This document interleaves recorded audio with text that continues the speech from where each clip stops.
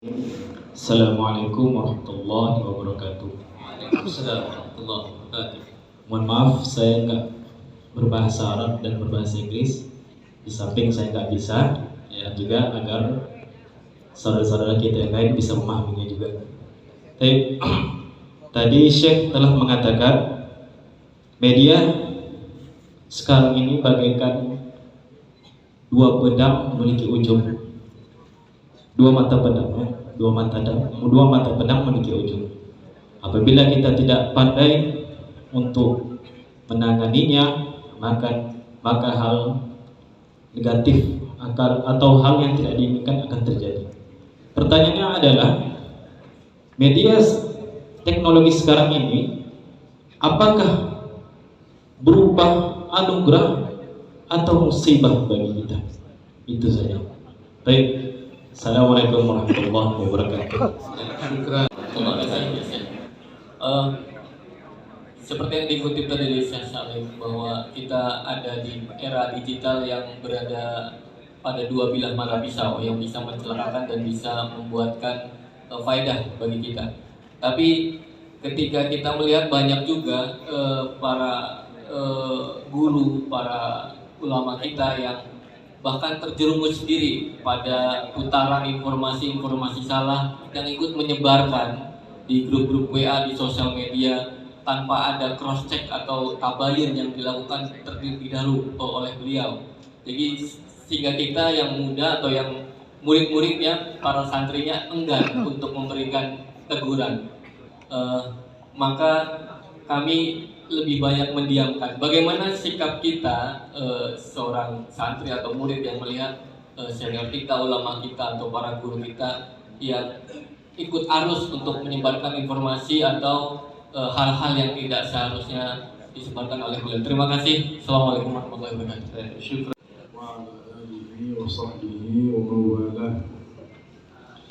بالنسبة أما بعد للجواب على السؤال الأول، نعم ينبغي أن يكون للمفتي الصادق موقع على الإنترنت، وهذا الموقع مراقب منه شخصيا لضبط المعلومات الدينية، ويستعين بالحكومات حتى لا يدخل هؤلاء عليه ويفسدون عليه ويحرفون. ينبغي منهم أصحاب الاختصاص أن يعاونوه في أن يضبط العلم وأن يضع المواد الصحيحة، وهم مهمتهم أن يحموا هذا الموقع. Ya, untuk jawaban dari pertanyaan yang pertama, memang harus ada kerjasama antara pihak-pihak terkait tentang bagaimana menjaga kemurnian ajaran dan materi-materi yang kita sampaikan.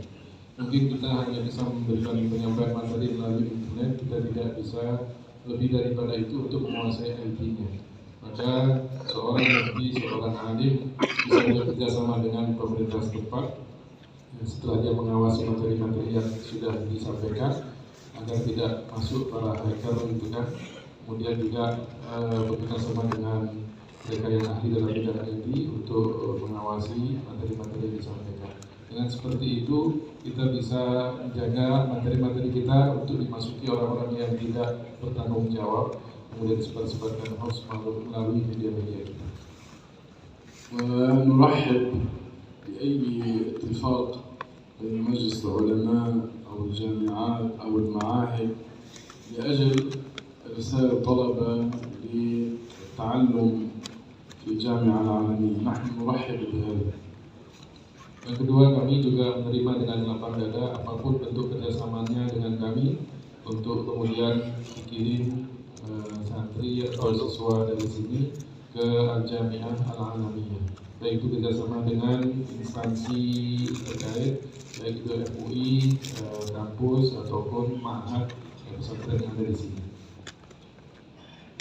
وبالنسبة لتقدم التكنولوجيا هو رحمة لمن استعمله بحق وحكمة، ونقمة ومصيبة لمن لا يحسن استعماله. Ya, untuk pertanyaan yang ketiga, apakah kemajuan teknologi ini rahmah atau membawa musibah? Kata beliau, menjadi nikmat bagi mereka yang memanfaatkannya dengan baik. Ya, dengan hikmah, dengan bijaksana, menyebarkan ilmu-ilmu yang benar. Tapi menjadi nikmah, nikmah itu menjadi ujian, musibah bagi kita jika kita tidak memanfaatkannya dengan baik.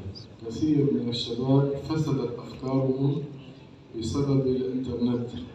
فتحوا مواقع الدعارة، مواقع الفساد، مواقع المال الحرام.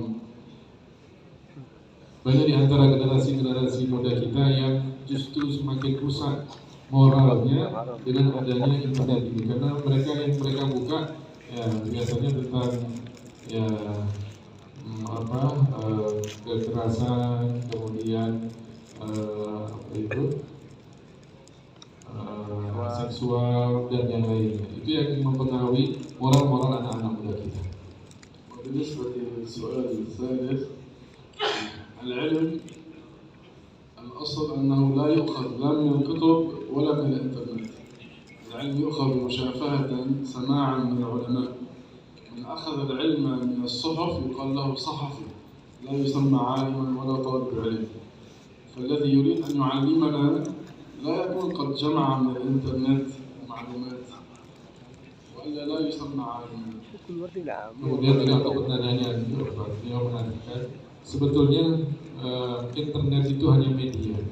Jadi kalau kita ingin menjadi seorang yang alim, mendapatkan ilmu agama, tidak kemudian kita kumpulkan dari semua yang ada di internet itu, kemudian kita pelajari sendiri sehingga kemudian kita menjadi seorang alim. Tidak seperti itu. Tetap dia mengatakan yang menjadi inti ketika kita belajar ilmu agama adalah datang langsung kepada seorang alim, berguru langsung kepada seorang ulama, kepada seorang mursyid. من الأخطاء الشائعة في تربية الأبناء أن الأم إذا كانت مشغولة في المطبخ، مشغولة على التلفزيون، مشغولة مع جارتها، تقول لولدها خذ التليفون والعب، خذ جيم والعب، خذ فيسبوك وانظر. فيتكرر هذا منها تجاه الأولاد، فالأولاد تتعلق قلوبهم بهذا، فما عاد يلتفتون إلى الأدب والاحترام وأخذ العلم، قصد قلوبهم.